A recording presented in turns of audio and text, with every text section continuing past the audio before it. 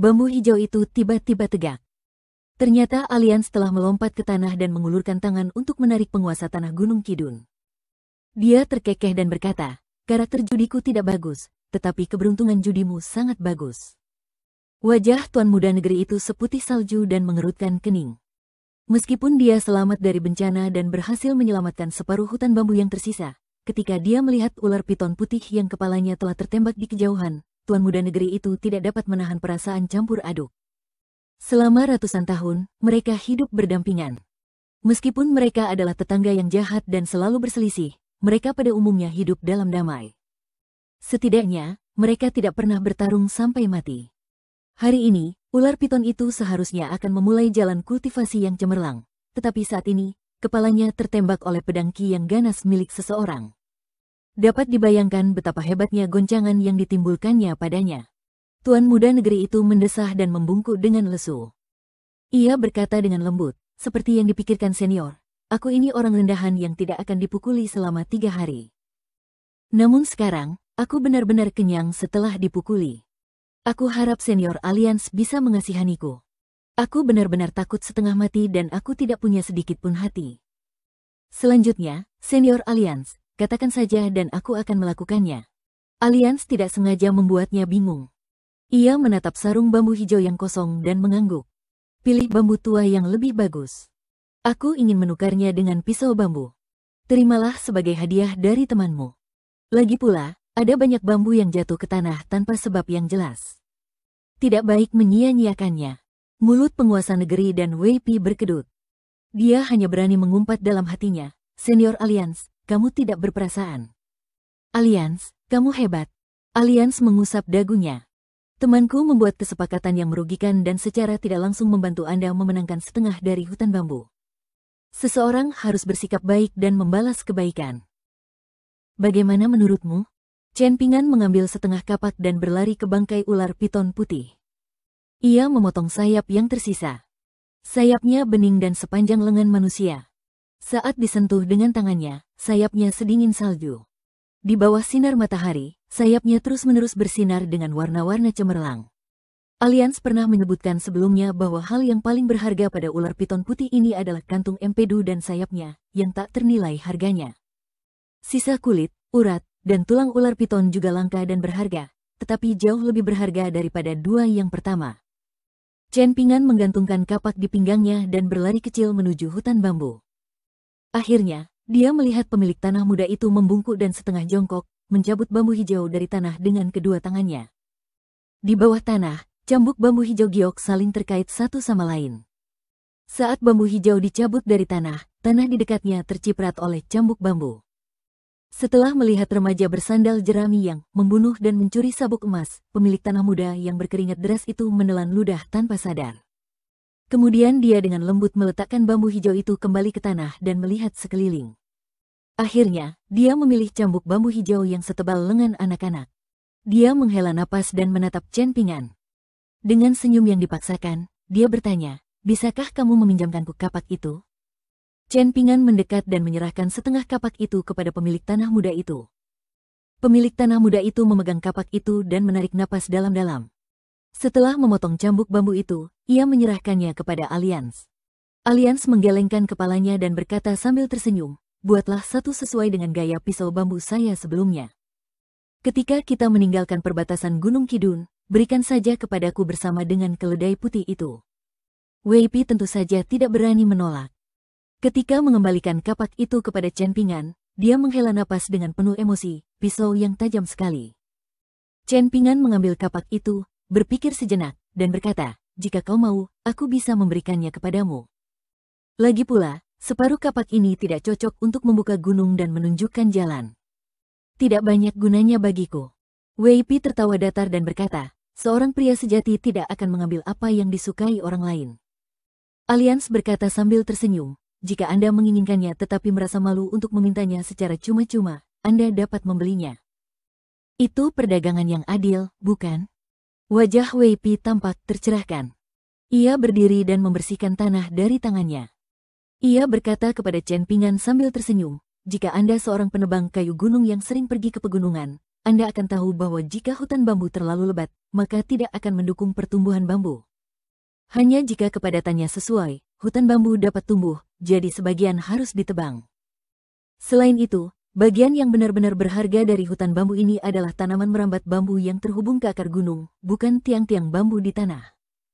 Baru saja, saya mengambil kesempatan untuk meminjam bambu blade dari senior Alliance dan memotong sebagian tiang bambu yang berlebih. Awalnya saya ingin membangun rumah bambu kecil untuk beristirahat dan menikmati pemandangan di waktu senggang saya. Sekarang, pedang bambu senior Alliance telah kupatahkan. Aku malu mengatakan bahwa sejak pertama kali melihatnya, aku menginginkan setengah kapak di tanganmu. Kalau tidak, aku juga akan membuat pedang bambu. Bangunan bambu akan tetap dibangun. Nanti, aku bisa menyerahkan pedang bambu itu kepada Liang lebih awal, tetapi bangunan bambu kecil itu mungkin akan selesai nanti. Ketika ular hitam menuju Gunung Luopo di Kabupaten Longkuan, aku akan menemaninya. Itu untuk mencegahnya pergi jauh ke utara dan menyebabkan masalah. Pada saat yang sama, ia dapat membawa bambu-bambu ini. Ketika aku sampai di Gunung Luopo, aku akan menemukan tempat dengan pemandangan yang indah dan pemandangan yang menyenangkan untuk membangun bangunan bambu untukmu. Chen Pingan menatap Alliance. Pria bertopi bambu itu menjelaskan sambil tersenyum, ada 10 bambu surgawi terpenting di Gua Laut Bambu. Bambu memiliki 10 keutamaan, dan bambu surgawi sesuai dengannya. Leluhur hutan bambu ini adalah putra bambu pemberani. Para murid dan cicit di hutan bambu ini juga telah memperoleh manfaat darinya. Jika mereka membangun rumah bambu dan bercocok tanam di dalamnya sepanjang tahun, itu akan sangat bermanfaat bagi seniman bela diri murni atau kultivator militer. Wei Pi segera menggema, ya, hutan bambu di sini adalah putra bambu surgawi yang gagah berani. Catatan sejarah mengatakan bahwa kekuatan militer telah ditingkatkan, seperti bambu yang patah, setelah beberapa bagian, akan mudah dipecahkan, yang bertepatan dengan makna ini. Oleh karena itu, bercocok tanam di rumah bambu niscaya akan sangat menyehatkan jiwa. Chen Pingan hendak berbicara, tetapi Alliance segera melangkah maju, merangkul bahu pemuda itu, dan berjalan keluar dari hutan bambu. Sulit untuk menolak kebaikan seperti itu. Tamu harus menuruti keinginan tuan rumah. Ayo pergi. Chen Pingan berbisik, kapak itu belum diberikan padanya. Alliance berkata dengan santai, nanti, berikan dia setengah kapak yang ada di keranjang itu. Setelah itu, lelaki bertopi bambu itu tidak lupa menoleh dan mengingatkannya, jangan ambil kantung empedu ular piton putih yang belum terbentuk itu. Kantung empedu itu berdarah dan terlalu menakutkan. Berikan saja kepada ular hitam untuk dimakan bersama daging ular piton itu. Dengan cara ini, meskipun ia kehilangan sepasang sayap, ia masih dapat meningkatkan kultivasinya hingga 2 atau 300 tahun. Anggaplah itu sebagai ketulusan kami. Ingatlah untuk membuatnya berkultivasi dengan jujur setelah ia menetap di Gunung Luopo. Akhirnya, Alliance mengulurkan tangannya dan menunjuk ke arah pemuda yang sedang linglung. Jaga dirimu baik-baik. Pemuda itu berdiri di tepi hutan bambu, menatap punggung kedua orang itu. Angin pegunungan di hutan itu melewati pepohonan hijau dan gugusan bunga merah, membawa aroma bunga dan pohon yang menyegarkan. Pemuda yang secantik seorang wanita cantik itu sedang memegang tongkat bambu hijau yang melambangkan jati dirinya. Pakaiannya yang putih berkibar-kibar, dan lengan bajunya yang besar berkibar-kibar. Keterkejutan, ketakutan, kecemasan, dan keraguan sebelumnya tersapu oleh angin, digantikan oleh kesungguhan yang sesuai dengan jati dirinya sebagai seorang dewa.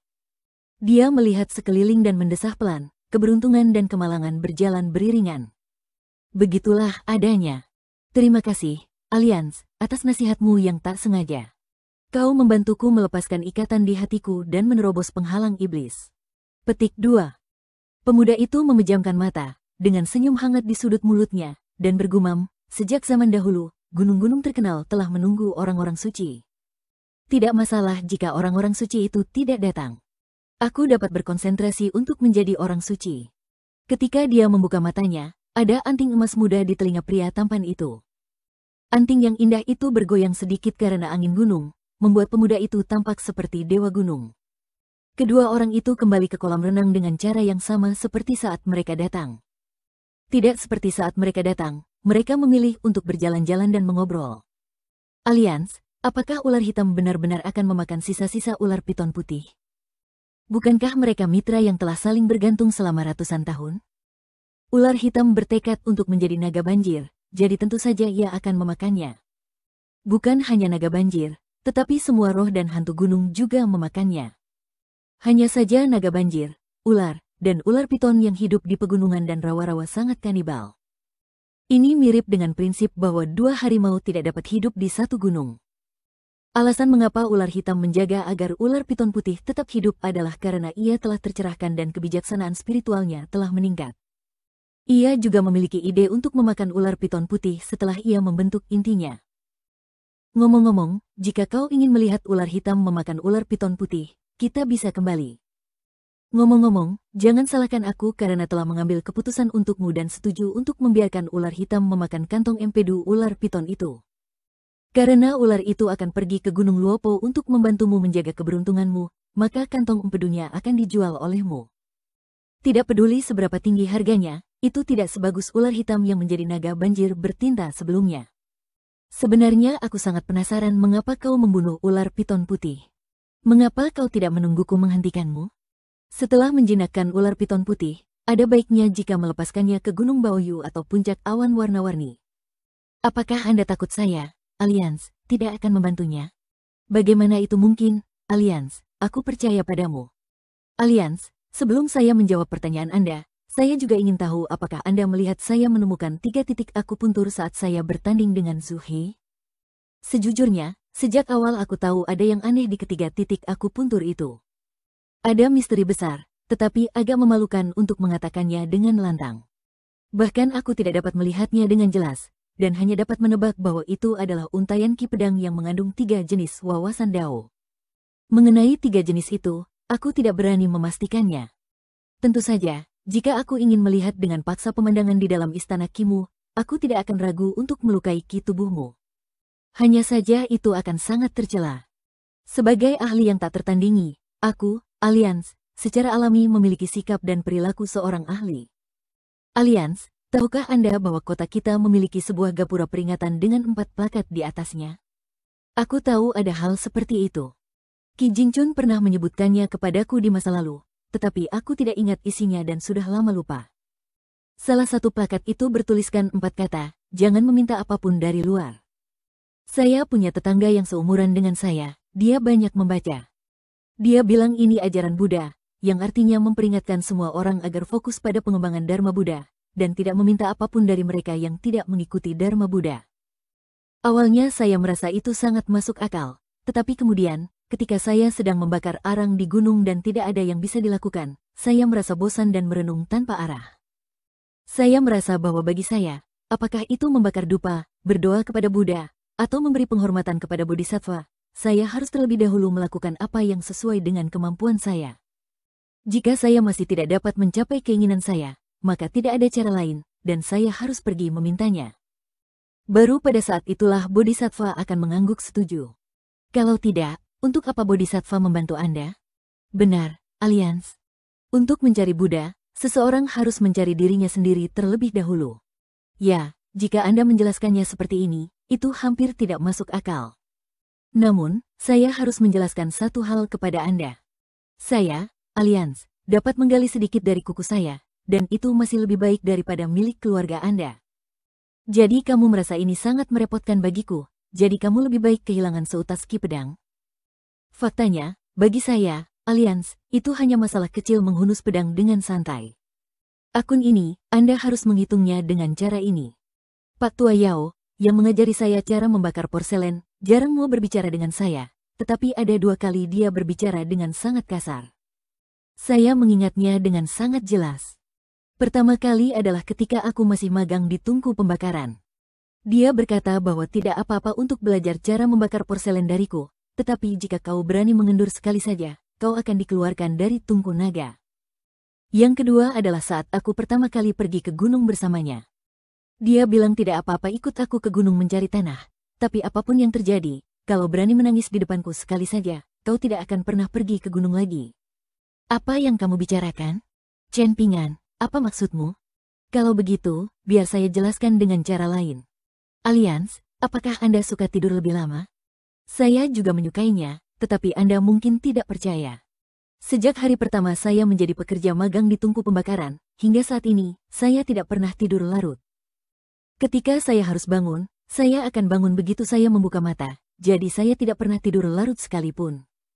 Berputar-putar saja, apa yang ingin Anda katakan?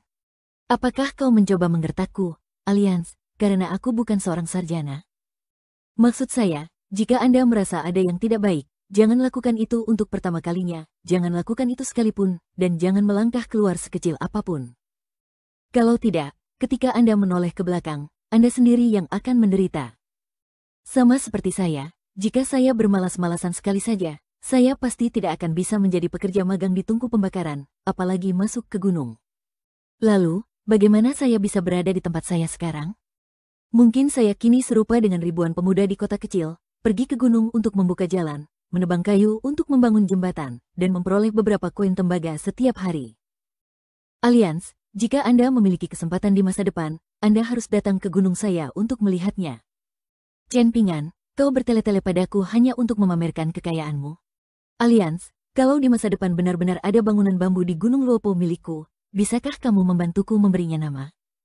Alliance sedang membangun dengan sangat pesat, bagaimana menurut Anda?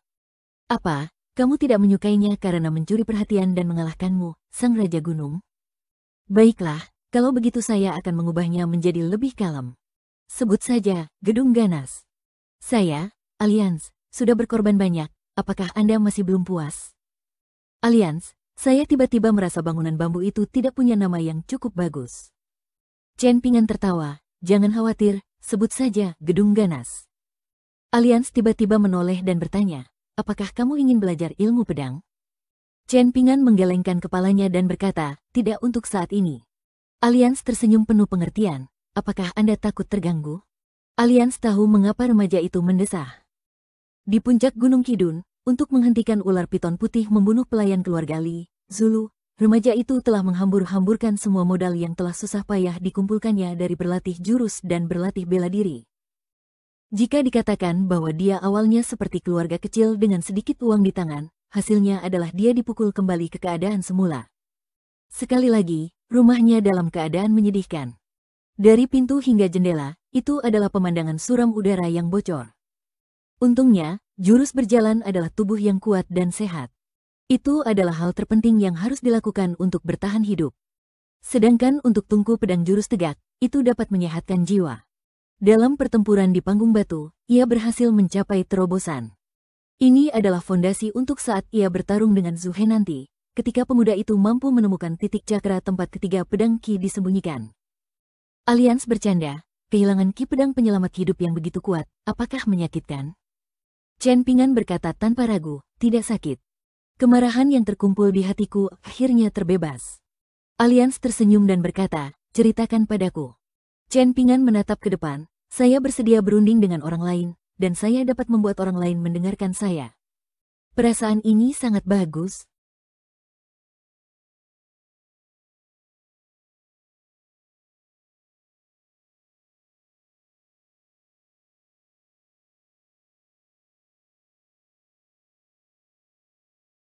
Kura-kura gunung merupakan hewan asli pegunungan Kidun, jadi mereka secara alami sudah terbiasa dengan jalan pintas pegunungan.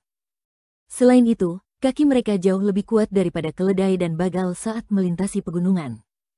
Dengan membawa kaki mereka, mereka segera tiba di perbatasan pegunungan Kidun.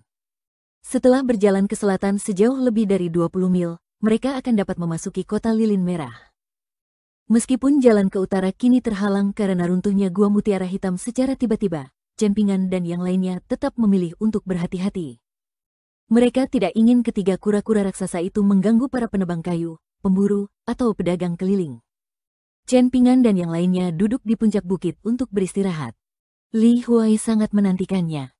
Ia membenci negeri muda itu, tetapi Alliance berkata bahwa ada harta karun yang tersembunyi di pavilion Hengbao dan setiap orang memiliki bagiannya. Li Huai sangat menantikannya.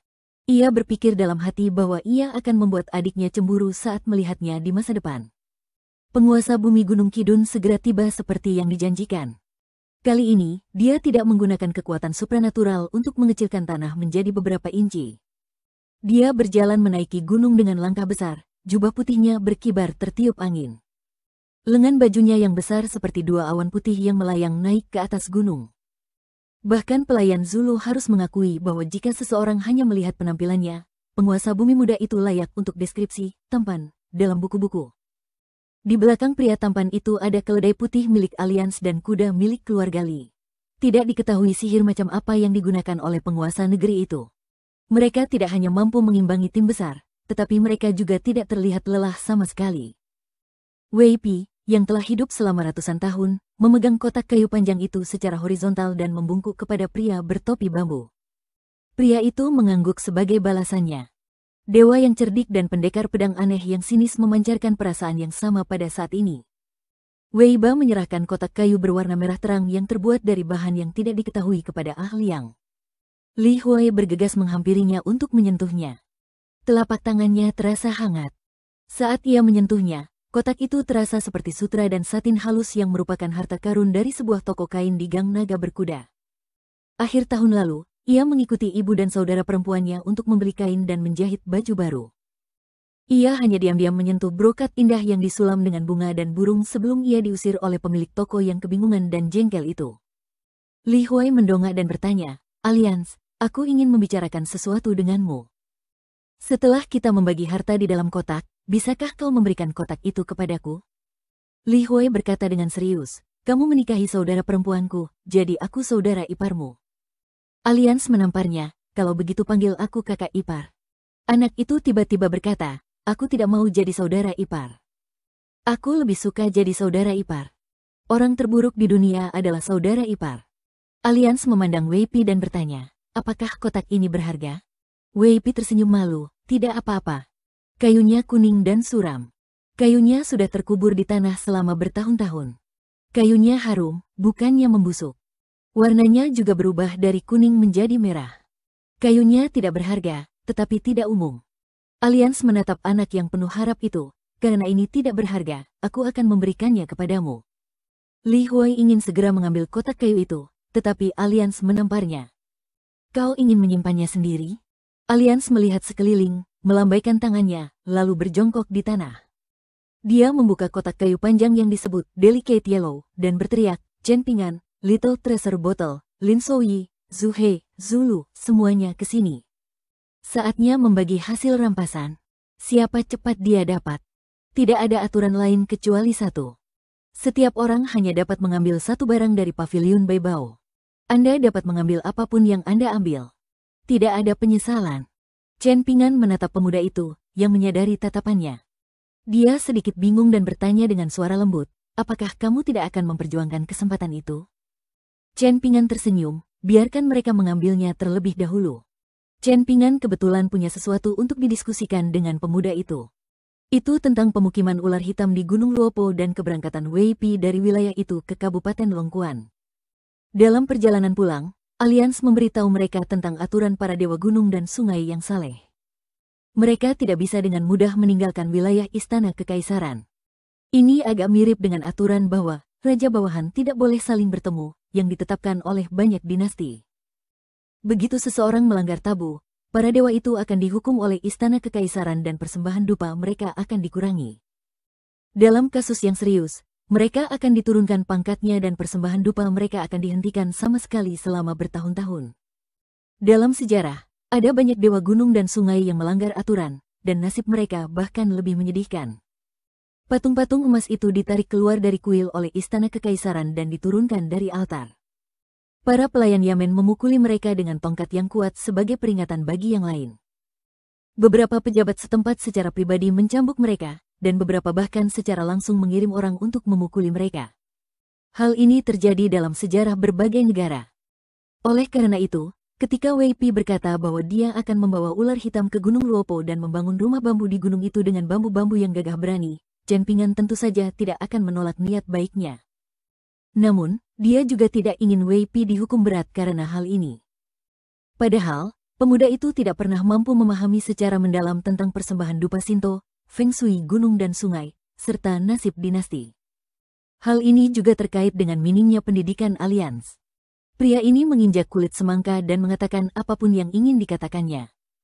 Ia berbicara dengan sangat misterius dan sengaja suka membuat orang penasaran. Awalnya, tidak ada yang aneh atau mendalam tentang masalah ini, tetapi ia juga dapat membuatnya menjadi misterius dan mendalam. Kemudian, Li Baoping lah yang memberi contoh, yang membuat pikiran Chen Pingan tiba-tiba menjadi jernih. Gadis kecil itu berkata bahwa persembahan dupa Shinto seperti sungai kumis naga di luar kota. Hanya ada satu sumber air, dan orang-orang akan berebut air untuk panen tanaman mereka masing-masing. Hampir setiap tahun, akan ada pertikaian besar-besaran. Li Baoping berlari ke sisi Chen Pingan dan berkata dengan cemas, "Paman Sidi, mengapa kamu tidak pergi dan mengambil harta karun itu? Anda lihat, bahkan seseorang seperti Lin Souyi berlari sangat cepat." Li Huai tidak sabar untuk menjejalkan kepalanya ke dalam paviliun 100 harta karun. Petik 2. Chen Pingan berkata dengan santai, "Tidak apa-apa. Aku sudah memilih yang terakhir." Li Baoping berbalik dan berlari. "Tidak apa-apa. Paman pendekar kecil akan membantumu memilih satu." Chen Pingan hendak berbicara ketika gadis kecil berjaket katun merah itu sudah berlari ke sisi alians. Dia mendorong kepala Li Huai dengan satu tangan dan mendorong bahu Lin Souyi dengan tangan lainnya. Li Huai berkata dengan sedih, "Li Baoping, kamu menggangguku." Li Baoping berbalik dan berkata dengan tegas, "Aku akan memilih sesuatu untuk paman pendekar kecil." Li Huai teringat pada kotak bambu kecil yang belum ada di tangannya dan menghela napas. "Kalau begitu kamu pilih saja." Lin Souyi tidak marah ketika dia didorong menjauh. Dia menunjuk ke sebuah buku kuno yang digulung di paviliun 100 harta karun. Buku itu diikat dengan benang sutra emas, hanya memperlihatkan judul buku yang ditulis dalam Yunzuan. "Aku telah memilih buku Tao yang disebut buku permata awan. Aku hanya menginginkannya dan tidak akan bersaing denganmu untuk hal-hal lain." Li Huai mencondongkan tubuhnya ke depan dan meregangkan lehernya. Dia sedikit melewati Li Baoping dan bertanya, "Souyi, mengapa kamu tidak memilih pisau itu? Pisau itu sangat indah. Jika itu aku akan memilihnya." Butuh banyak usaha bagi Lin Souyi untuk mengalihkan pandangannya dari pedang sempit yang menempati area terbesar paviliun Beibao. Dia berkata dengan lembut, "Aku tidak pandai bela diri, dan aku tidak suka berlatih pedang atau ilmu pedang." Li Huai melihat bahwa Lin Souyi tidak mau mengubah niat awalnya, jadi dia mulai membujuk Li Baoping. "Pisau ini, sekilas, adalah senjata yang tak tertandingi di dunia. Kurasa pisau ini bahkan dapat memotong rantai besi kunci besi kotak kita dengan baik." "Li Baoping, benda sebagus ini, kamu benar-benar tidak menginginkannya?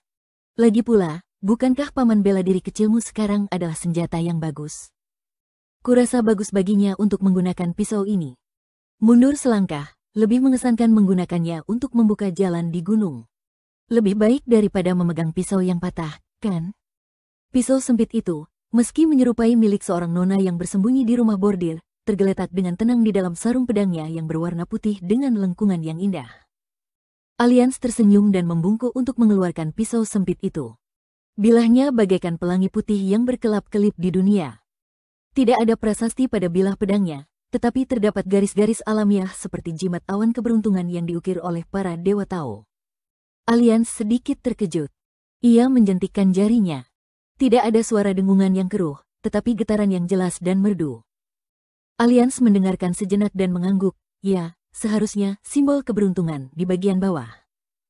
Alians memasukkan kembali pisau itu ke sarungnya dan menyerahkannya kepada gadis kecil itu. Ia tersenyum dan berkata, "Ambillah. Pisau ini cocok untukmu. Nanti, cari labu pemelihara pedang dan pisau simbol keberuntungan ini dan gantungkan di pinggangmu. Cari kuda yang tinggi, kenakan gaun merah, tunggangi kuda itu sendirian di Jianghu, dan minum anggur di atas kuda itu.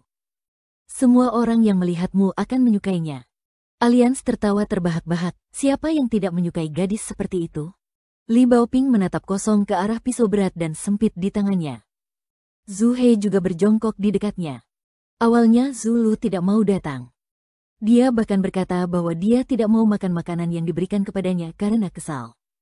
Namun, ayahnya menatapnya tajam lalu menariknya mendekat.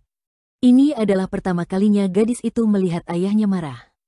Dia sedikit takut, tetapi dia tetap tidak mau berjongkok seperti Zhu He. Dia berdiri di sana dengan keras kepala dan wajah dingin.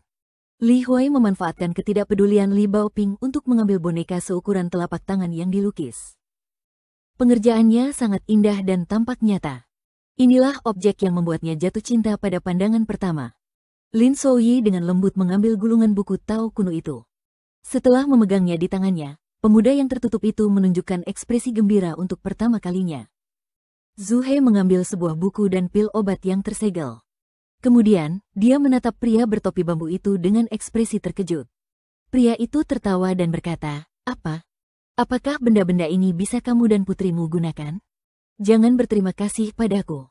Jika kau ingin berterima kasih kepada seseorang, kau harus berterima kasih kepada Wei Ba dan ular piton. Setelah ribuan tahun bekerja keras, mereka telah mengumpulkan cukup banyak kekayaan untuk dapat mengambil buku panduan bela diri dari rumah abadi dan pil obat unik dari Gunung Bela Diri. Zhu He memegang pil obat di telapak tangannya dan berkata dengan suara gemetar, "Senior Alliance, apakah ini benar-benar keberanian pahlawan yang legendaris?" Alliance mengabaikan Zhu He yang gembira dan mendongak. Chen Pingan dan Wei Pi berjalan berdampingan. Wei Pi melihat satu-satunya benih emas pucat yang tersisa di pavilion harta karun dan pedang sempit di tangan Li Baoping. Pemuda itu tampak tenang. Kemudian, ketika dia melihat buku-buku dan pil obat di tangan yang lain, dia tertegun dan tidak bisa menahan diri untuk tidak melihat pria bertopi bambu itu. Pria itu mengabaikannya dan tersenyum pada Chen Pingan. "Ini satu-satunya yang tersisa. Tapi kurasa sama saja apakah kamu datang lebih awal atau terlambat. Kamu hanya akan mendapatkan benih teratai ini." Melihat biji teratai emas pucat yang kesepian, Chen Pingan berjongkok, mengambilnya sambil tersenyum, dan memasukkannya ke dalam saku lengan bajunya. Li Baoping berkata lembut, "Paman bela diri junior, aku akan berdagang denganmu." Alliance mengatakan bahwa pedang ini sangat bagus. Berbicara tentang ini, gadis kecil itu segera menutup mulutnya dengan wajah penuh penyesalan. Jelas, dia seharusnya tidak mengatakan bagian akhir kalimat itu. Benar saja, Chen Pingan menyentuh kepalanya dan berkata, "Baiklah, ambillah." Paman bela diri junior tidak berlatih menggunakan pedang. Sebuah pisau saja sudah cukup untuk membuka jalan di gunung. Alliance bercanda, "Ya, Chen Pingan adalah seorang pendekar pedang. Pedang tidak cocok untuknya." Chen Pingan berkata dengan marah, "Lalu mengapa kamu menggunakan pisau bambu?" Alliance berkata tanpa malu-malu, "Itu bukan urusanmu." Li Hui berkata lembut, "Alliance, kotak ini milikku, kan?" Alliance bertanya, "Untuk apa Anda menginginkan kotak ini? Apakah Anda memiliki begitu banyak harta untuk dimasukkan ke dalamnya?" Setiap orang memiliki keuntungannya sendiri. Bahkan tiran lokal muda Wei Ba dan ular hitam itu sama saja. Selain ular piton putih yang kepalanya telah diledakkan dan tubuhnya dimakan, dapat dikatakan bahwa semua orang senang. Chen Pingan mendapat sebutir biji teratai berwarna emas pucat yang agak keriput seukuran ibu jari. Li Baoping mendapatkan pedang sempit yang disebut simbol keberuntungan, tetapi dia sedikit tidak senang. Dia menyandarkannya di rak buku kecil dengan sedikit rasa jijik. Namun, menurut saran paman bela diri juniornya, dia membungkus pedang itu dengan selembar kain katun dari kepala sampai kaki. Kain itu dibungkus rapat dan tidak memperlihatkan pedang itu. Li Hui mendapatkan boneka yang sudah dicat dan kotak kayu kuning yang cantik. Boneka yang pertama untuk sementara dipinjam di rak buku Li Baoping. Sebelum memasukkannya ke dalam kotak, anak itu sangat enggan melepaskannya. Dia menepuk dadanya dan berjanji kepada boneka itu bahwa ketika dia memiliki rak buku sendiri, dia akan membiarkannya bergerak dan memastikan rak bukunya luas. Lin Souyi menyimpan buku permata awan di dekat tubuhnya. Namanya aneh, tetapi penuh makna kuno. Meskipun Zulu enggan, dia tetap menerima buku rahasia sang dewa, Kitab Awan Ungu. Zhu He adalah pria yang sangat tenang yang tidak bisa berhenti tersenyum. Itu bukan Zhu He, tetapi dia terlalu beruntung. Bahkan jika Anda memberinya segunung emas dan perak, itu tidak sebaik kantung empedu pahlawan dari Gunung Zhenwu, yang tidak dapat dibeli dengan uang. Obat ini dapat membantu orang yang meminumnya memadatkan jiwa yang tersebar di titik akupuntur dan rumah Qi, dan akhirnya membentuk rumah kantung empedu pahlawan yang nyaman bagi roh yin untuk beristirahat. Zhu He bukanlah seorang kultivator Qi, dia juga bukan seorang kultivator militer.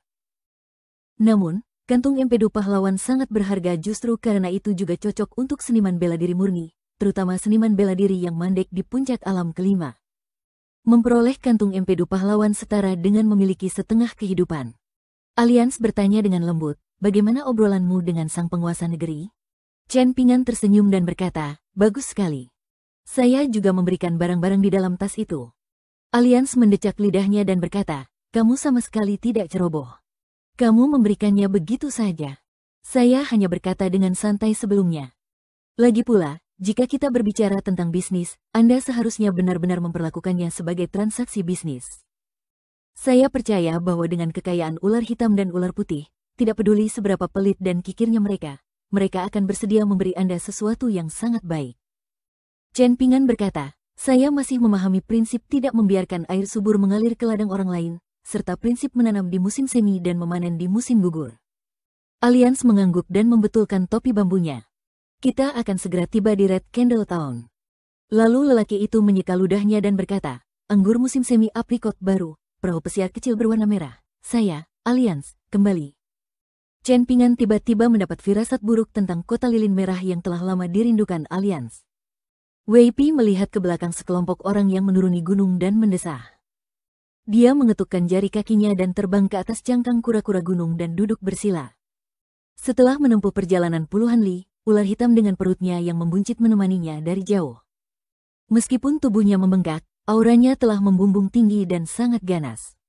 Wei Pi tiba-tiba tersenyum dan melemparkan sebuah tas ke arahnya, yang kebetulan jatuh di jalannya. Ular hitam itu dengan hati-hati menundukkan kepalanya dan mengendus. Tidak ada yang aneh, jadi ia menoleh untuk melihat makhluk abadi di atas kura-kura gunung.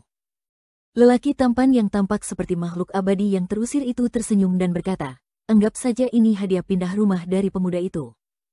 Ular hitam dengan 4 cakar dan 4 jari ragu-ragu sejenak dan akhirnya merobek tas itu dengan giginya. Selusin batu empedu ular yang diambil pemuda itu dari sungai kumis naga berguling keluar. Warna batu empedu telah memudar di sungai. Sekilas, mereka tampak tidak berbeda dari kerikil di sungai biasa. Namun, setelah ular hitam menatap mereka dengan saksama, matanya membara panas dan penuh kecemasan. Ia takut akan kecewa di saat berikutnya. Ia perlahan-lahan meludahkan lidahnya dan dengan ragu-ragu menggulingkan batu ke dalam mulutnya. Setelah melihat hal itu, pemuda itu terus menunggangi kura-kura gunung dan berkata dalam hati, awal yang baik, tapi aku tidak tahu apakah akan berakhir dengan baik. Setelah beberapa saat, ular hitam di belakangnya mencengkeram tanah dengan keempat cakarnya dan menatap ke langit. Ia mengeluarkan suara gemuruh yang menggema di seluruh gunung dan mengejutkan banyak burung yang mengepakkan sayap dan terbang menjauh. Bahkan pemuda itu sedikit iri. Kudengar, kecuali gua mutiara, benda ini hampir punah di benua botol timur. Ia termasuk spesies naga banjir. Memakannya dapat menghasilkan otot, tulang, kumis, dan sisik naga sungguhan. Saat mereka mendekati kota lilin merah, keledai putih itu melangkah di jalan berbatu biru, membuat suara ketukan yang tajam. Alliance tidak memegang kendali keledai itu karena keledai itu akan mengikutinya. Setelah mendengar suara gemuruh, Alliance tersenyum dan berkata, sepertinya itu sangat berguna. Chen Pingan berbisik, aku menyimpan batu empedu ular yang paling berharga. Aku tidak ingin memberikannya kepada orang lain. Di belakang rombongan, setelah menjauh dari Li Huai dan Lin Souyi, Zhu He berbisik kepada putrinya sambil menuntun kudanya, kamu harus menjaga buku Qi Ungu dengan baik. Jika semuanya berjalan lancar, buku ini dapat membantumu mencapai alam kelima. Pada saat itu, dengan bantuan empedu pahlawan, Anda dapat mencapai alam keenam. Gadis itu tertegun, ayah, kalau ayah memberiku pil itu, apa yang akan ayah lakukan? Zhu He terkekeh, ayah masih muda. Sekarang jiwamu telah kembali, mungkin kamu bisa menerobos sendiri dan mengambil langkah maju yang besar. Kamu akan berada di puncak alam ketujuh. Ayah berani memikirkannya sekarang. Gadis itu yang tadinya depresi, tersenyum dan berkata, masih muda. Kalau begitu ayah, apakah ayah ingin mencari istri cantik di kota lilin merah? Ayah, jangan khawatir, aku tidak akan menghentikanmu. Zhu He tampak malu dan melotot ke arah putrinya, omong kosong. Gadis itu berpikir sejenak, ayah, sebaiknya ayah menyimpan pil itu. Aku baru mencapai puncak alam kedua sekarang. Aku masih jauh dari alam kelima. Zhu He tertawa terbahak-bahak, simpan saja. Anggap saja ini sebagai mas kawinmu di masa depan. Gadis yang cantik dan lembut itu sepertinya teringat seseorang dan wajahnya memerah. Zhu He dalam suasana hati yang baik dan berkata dengan gagah berani, di masa depan, saat kita tiba di ibu kota dinasti Li, mari kita lihat keluarga bangsawan mana yang beruntung bisa menikahi putriku. Gadis itu menghentakkan kakinya dan berkata malu-malu, ayah. Zhu He segera melambaikan tangannya dan berkata, jangan bicarakan itu. Ayah tidak akan membicarakannya. Di jalan pos saat senja, Alliance berdiri berjinjit dan menggosok-gosokkan tangannya sambil menatap siluet lembut kota lilin merah. Di mata pria bertopi bambu, kota itu seperti wanita cantik yang sedang mabuk di toko anggur. Dia berkata dengan tergesa-gesa, Chen Pingan, mari kita sepakati terlebih dahulu. Kamu harus meminjamkanku emas batangan. Chen Pingan mengangguk, tetapi dia agak bingung. Alliance, Anda kekurangan uang? Alians menyeringai, kau tidak mengerti, bukan? Di dunia persilatan, orang yang meminjam adalah cucu, dan orang yang mengembalikan adalah leluhur. Aku telah dipermalukan dengan sangat menyedihkan oleh bocah-bocah nakal seperti Li Huai dan Zulu. Aku harus menikmati menjadi leluhur dan menebusnya. Chen Ping'an berkata tanpa daya, kalau begitu aku akan memberimu emas batangan. Aku tidak akan meminjamkannya, aku akan memberikannya kepadamu. Alians menepuk bahu pemuda itu dan tertawa, kalau begitu sudah beres. Kamu akan memberiku emas batangan itu secara gratis.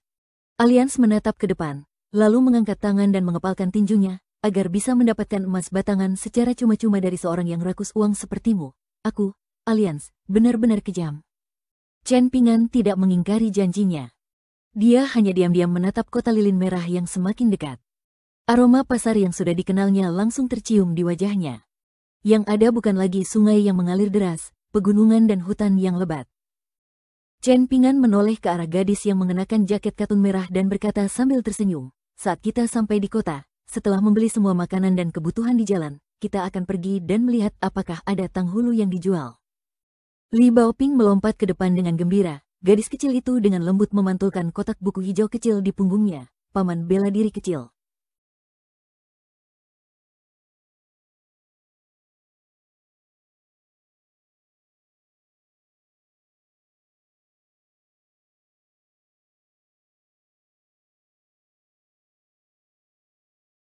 Kota lilin merah dikelilingi oleh tembok tinggi. Chen Ping'an dan kelompoknya harus memasuki kota dari gerbang utara, tetapi kecelakaan segera terjadi. Ada tentara lapis baja yang menjaga gerbang, dan mereka harus menyerahkan dokumen tempat tinggal mereka sebelum bisa masuk. Chen Ping'an tercengang di tempat. Dia bahkan tidak tahu apa dokumen tempat tinggal itu. Alians, yang telah menerima emas batangan, menyeringai dan mengeluarkan dokumen kusut dari dadanya. Setelah melewati pemeriksaan, orang ini bahkan tidak menginginkan keledainya dan berjalan dengan angkuh ke kota sendirian. Ketika dia sampai di gerbang, dia tidak lupa melambaikan tangan kepada orang-orang yang saling memandang dengan cemas. Li Huai memarahinya dan mengancam akan membunuh keledai putih itu. Alians tertawa dan pergi. Zhu He juga tidak berdaya. Sebelum meninggalkan kota, leluhurnya tidak secara khusus mengajarinya tentang hal ini. Faktanya, selain usianya, Zhu He tidak tahu apa-apa tentang dunia luar. Dia tidak lebih baik dari Chen Ping'an. Mengenai bepergian ke gunung dan sungai, makan dan tidur di tempat terbuka, dia jauh lebih rendah daripada bocah malang yang dulunya adalah pekerja tungku. Zhu He tiba-tiba mendapat ide. Ia berpikir bahwa uang dapat membuat iblis memutar batu giling. Itu pasti prinsip universal. Ia hendak diam-diam memberikan uang kepada seorang prajurit, tetapi prajurit muda itu langsung mengarahkan tombak ke dadanya dan menegurnya dengan keras. Bahkan Zhu He yang pemarah pun sedikit marah. Sebagai seorang prajurit dari alam kelima, jika ia bergabung dengan tentara, ia bahkan mungkin menjadi jenderal tingkat menengah dengan ribuan prajurit elit. Namun, ketika Zhu He hendak berdebat dengan pria itu, Zulu dengan lembut menarik lengannya dan mengingatkannya dengan lembut, "Ayah, hukum militer Dali kita jelas tentang hadiah dan hukuman. Hukumannya sangat ringan atau sangat berat, jadi jangan terlibat konflik dengan para prajurit ini. Kami orang biasa tidak akan memiliki keuntungan apapun." Zhu He mengerutkan kening dan mendengus dingin.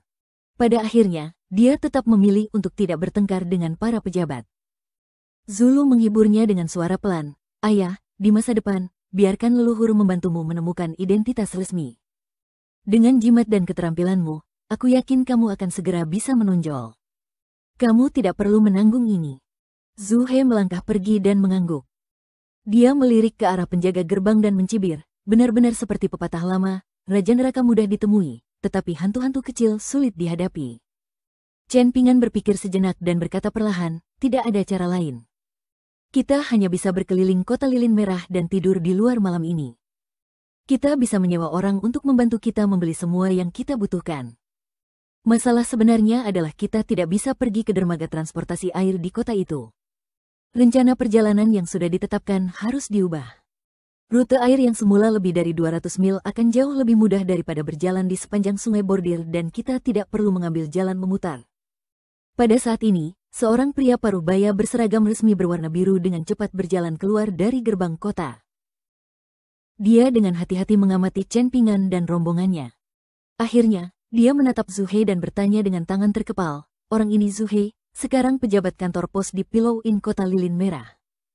Bolehkah saya bertanya apakah Anda Tuan Zhu dari Kabupaten Longkuan?" Pria yang mengaku sebagai petugas kantor pos itu tertawa terbahak-bahak. "Kepala keluarga Anda pernah mengirim surat langsung ke hakim daerah kami, menjelaskan secara singkat rencana perjalanan Anda dan meminta hakim daerah kami untuk menjadi tuan rumah. Selain itu, setiap surat Anda telah tiba di Pillow Inn kami. Saya secara khusus mengosongkan kamar untuk Anda 10 hari yang lalu. Hanya dapat dikatakan bahwa kamar itu bersih dan sederhana, tetapi saya tidak berani mengatakan bahwa kamar itu sangat bagus.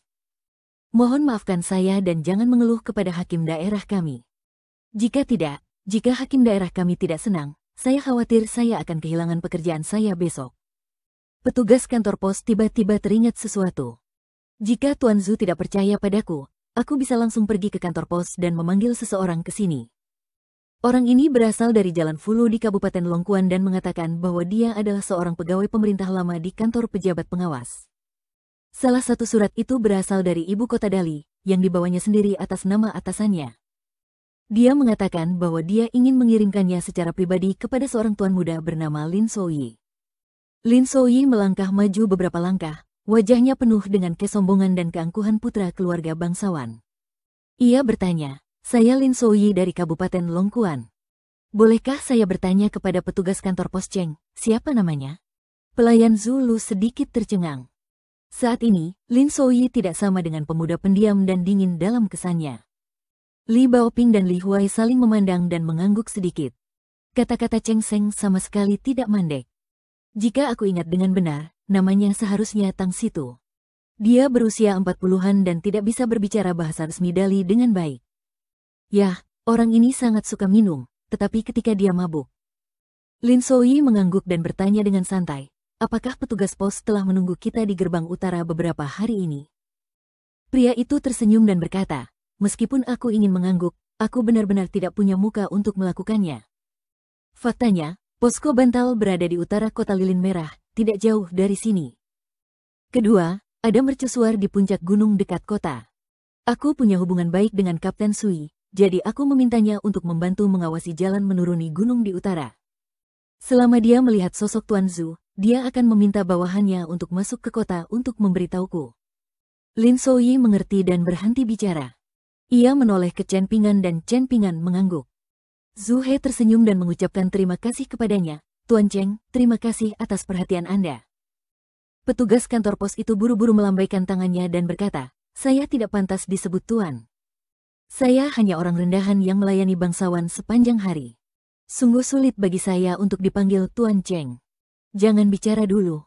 Aku akan pergi dan memberitahu para penjaga. Aku yakin mereka akan segera memasuki kota kita." Pejabat kantor pos adalah pejabat Istana Kekaisaran Dali, tetapi dia bukan pejabat Istana Kekaisaran. Pejabat semacam ini tidak termasuk dalam jajaran dan tidak termasuk dalam jajaran. Ada kesenjangan besar antara pejabat yang bersih dan yang kotor. Tak lama kemudian, petugas pos mengantar mereka ke gerbang tembok kota. Meski para penjaga membiarkan mereka pergi, wajah mereka tetap tidak begitu baik. Petugas kantor pos memimpin dan berjalan melewati gerbang tembok kota yang sangat teduh. Ia menoleh ke Zhu He dan menjelaskan dengan suara pelan, mereka semua adalah veteran yang pensiun dari medan perang perbatasan. Mereka tidak terlalu cakap, tetapi mereka keras kepala. Kadang-kadang, bahkan hakim daerah kita tidak dapat berbuat apa-apa terhadap mereka. Tuan Zhu, jangan merendahkan diri Anda seperti mereka. Zhu He tidak memiliki pengalaman dalam ilmu persilatan, tetapi dia masih mengerti prinsip untuk berbicara lebih banyak kepada orang asing. Jadi, dia tidak menjawab. Mereka melewati sebuah toko yang udaranya dingin. Ada banyak pria muda dan kuat yang keluar masuk terus-menerus. Sesekali, ada kilatan cahaya putih di toko itu. Li Huai tidak bisa menggerakkan kakinya. Zhu He tidak bisa menahan diri untuk tidak melihatnya beberapa kali lagi. Tak lama kemudian, dia kehilangan minat. Petugas kantor pos berkata, "Itu adalah toko pisau dan pedang. Senjata lain juga dijual sesekali." Lin Souyi bertanya dengan rasa ingin tahu, "Pemerintah tidak peduli? Apakah mereka tidak takut orang-orang di pasar akan berkelahi dengan senjata?" Petugas kantor pos tersenyum dan berkata, "Pemerintah tidak terlalu peduli dengan hal-hal ini. Namun, selama sesuatu terjadi, mereka akan bersikap sangat ketat. Jika pemerintah daerah tidak memiliki cukup tenaga kerja, hakim daerah dapat memobilisasi semua sekte Jianghu di wilayah tersebut untuk membantu menyelesaikan perselisihan. Dali sangat menghargai seni bela diri. Ada banyak pengembara yang bepergian dengan membawa pedang dan golok. Beberapa dari mereka adalah bajingan jalanan yang sombong tetapi tidak kompeten, tetapi ada juga anak-anak dari keluarga bangsawan yang bersikap sopan.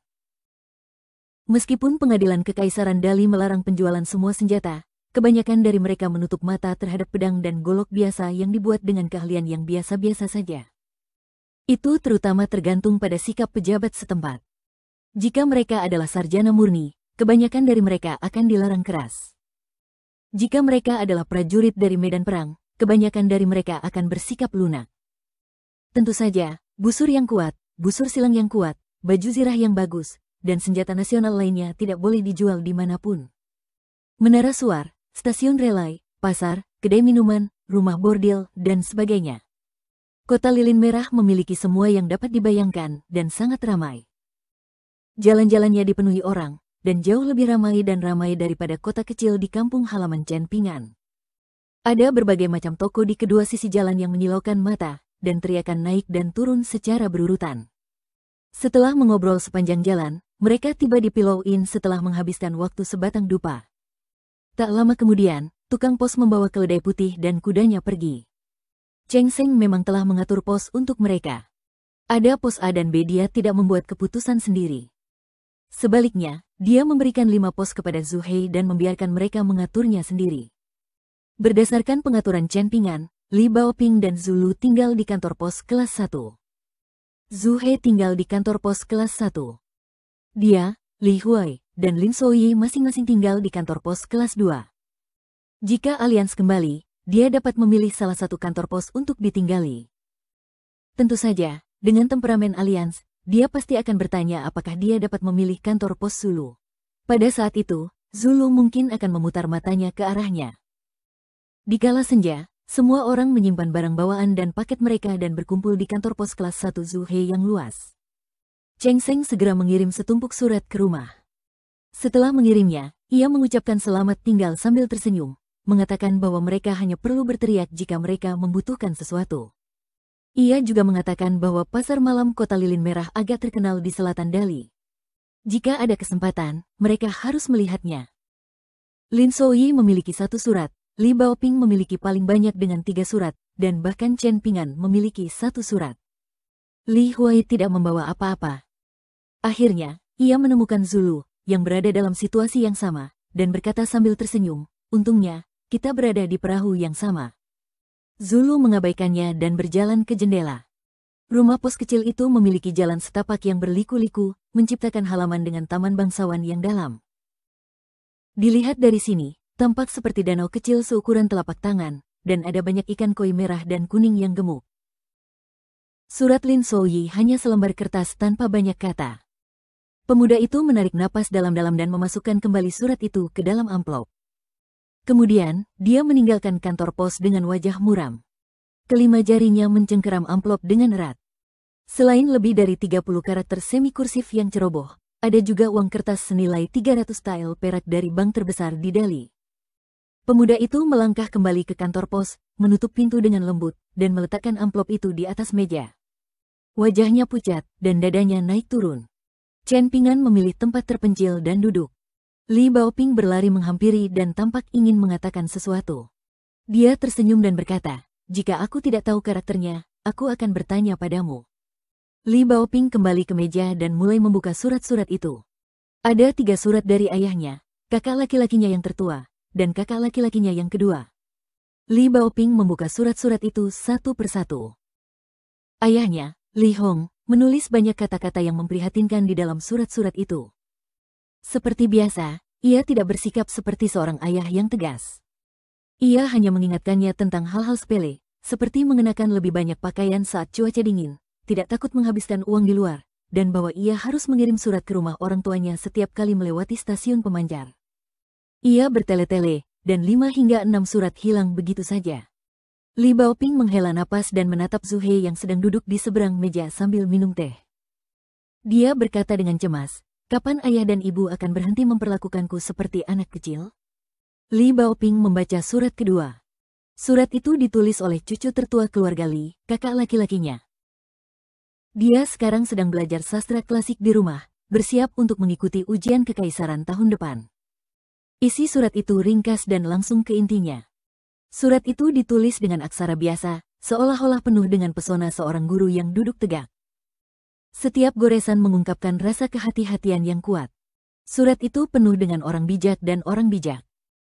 Dia mengatakan kepadanya untuk tidak mengabaikan Zuhei dan Zulu, dan tidak memperlakukan mereka sebagai anak keluarga. Dia mengatakan kepadanya untuk lebih banyak mendengarkan kata-kata cempingan dari gang botol lumpur. Dia harus mampu menanggung kesulitan dan tidak menimbulkan masalah bagi orang lain. Namun, di akhir surat, kakak laki-lakinya yang tertua, yang telah teliti dalam etiket sejak kecil, mengatakan kepadanya bahwa dia telah memelihara kepiting yang dia tangkap dari sungai ketika dia masih muda. Dia mengatakan kepadanya untuk tidak mengkhawatirkannya. Li Baoping mengangkat surat di tangannya dan mengeluh kepada Zuhei, kakak tertuaku tidak begitu peduli padaku.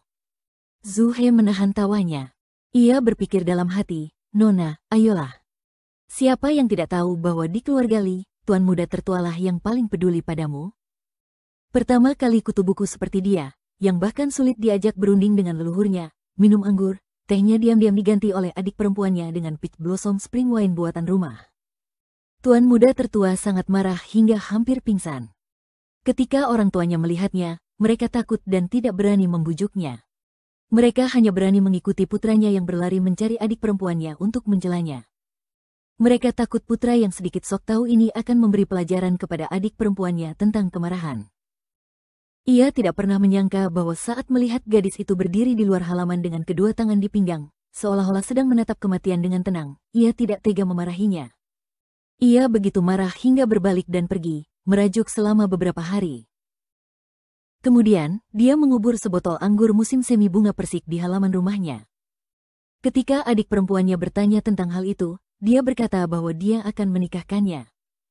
Gadis kecil itu sangat takut sehingga dia diam-diam melarikan diri dari rumah.